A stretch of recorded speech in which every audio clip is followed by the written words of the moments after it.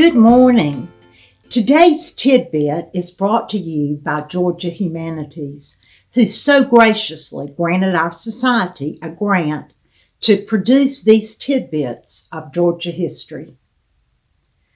Our next three tidbits will delve into the fascinating history of St. Simon's Island. The first part will deal with the geography and early natives, Fort Frederica, and Christ Church and the Lighthouse. The second part will be research into the 14 plantations that used slave labor to become one of the richest places in the United States, and the first Freedom March on Ebo Landing. We will conclude with the building of the Causeway, tourist, and the grand hotels, the Cloister, and the King and Prince. The Sea Islands of Georgia are not just a southern thing. They're a national asset, as beautiful as the Grand Canyon. Today, we're going to talk about St. Simon's Island, which is one of the 11 major islands which can be reached by a bridge. Barrier Islands are among the most beautiful and precious features of the Georgia coastline. A barrier island is defined as a long, offshore, dune-covered deposit of sand lying roughly parallel to and separated by the mainland by a shallow sound or lagoon and or a saltwater marsh. Barrier islands are separated from each other by tidal inlets. Barrier islands are called barrier islands because they create a barrier between the mainland and the ocean. They shelter and protect the mainland from the powerful forces of wind, waves, tides, currents, and the effects of storms and hurricanes. Between 75 and 95% of all marine species are dependent upon estuaries at some point in their lives. Amazing. The earliest human habitation on the island dates to the late Archaic period, between 5,000 to 3,000 years ago. This is the same time frame as the Native Americans featured on our new mural in downtown Statesboro. Shell rings, known as middens, survive on many of the barrier islands today, including St. Simon's Island. The next period of time, known by historians, is the Chieftain era. The Wally Indians, Guale, were centered on St. Catherine's Island, and they used St. Simon's as their hunting and fishing grounds. During the 1600s, there were 2 Spanish missions on St. Simon's. Located on the inland side of the island was the pagan refugee village of San Simon, which was the island's namesake.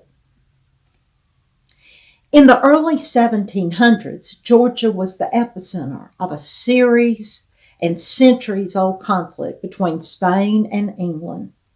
In 1736, Oglethorpe established Fort Frederica to protect the southern boundary. It was named after the heir to the British throne, Frederick Louis, Prince of Wales. 44 men and 72 women and children arrived to build the fort and town, and by the 1740s, Frederica was a thriving village of around 1,000 citizens. Colonists were from England, Scotland, and the Germanic states.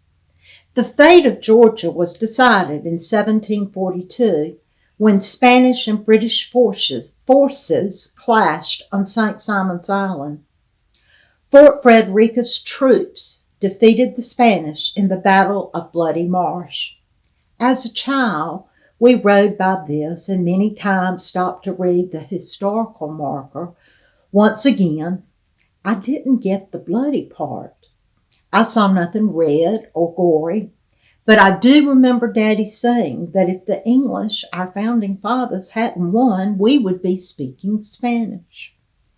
This battle, the Battle of Bloody Marsh, was during the War of Jenkins' Ear, and the War of Jenkins' Ear went on for years between the British and the Spanish. Another interesting fact is earlier that same day, the British defeated the Spanish at the Battle of Gully Hole Creek. And Gully Hole Creek is much closer to Fort Frederica than where the Battle of Bloody Marsh was. And those that helped the British defeat the Spanish included Georgia Rangers, Highlanders from Scotland, and Native Americans of the Chickasaw, Yamacraw, and Creek tribes. Thought that was interesting. Fort Frederica was built on a bend in the Frederica River. The Anglican Wesley brothers first preached in America under the oaks at Fort Frederica. This is near the site of Christ Church today. In 1808, St. Simon's was home to 14 large cotton plantations, and the planters felt the need for an established church. The Georgia State Legislature gave land from the former Fort Frederica land to establish the Second Episcopal Church in Georgia.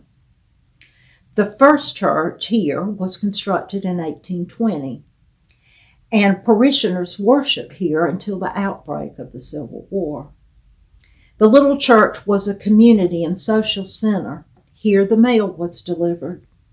Familiar names in St. Simon's history: Page, Cooper, King, Hamilton, Demery, Abbott, Gould, and Hazard were members. Union troops occupied the church, and it was damaged beyond repair. Islanders that returned after the war met for evening prayer at Black Banks Plantation, the home of Horace Bunch Gould. In the late 1800s, timber mills began appearing on St. Simon's, offering jobs to former plantation owners. Georgia pine and oak boosted the local economy. A non-denominational chapel, St. James Union Church, was built so that those on the island could once again worship in a church building. Today, this church building is known as Lovely Lane Chapel, and it is part of Epworth by the Sea. In 1879, Anson Green Phelps Dodge Jr. visited the island at the age of 19. He was from New York. He fell in love with the old Christ Church and planned to restore the church and become its present preacher. So Anson began studies in General Theological Seminary. He went to New York City. In 1883, Anson and his wife, Ellen Ada Dodge, were on an around-the-world trip when she tragically died in India. He resolved that the new Christ Church be dedicated to the memory of Ellen. The Right Reverend Dodge established missionary activity in southeast Georgia and set up a trust.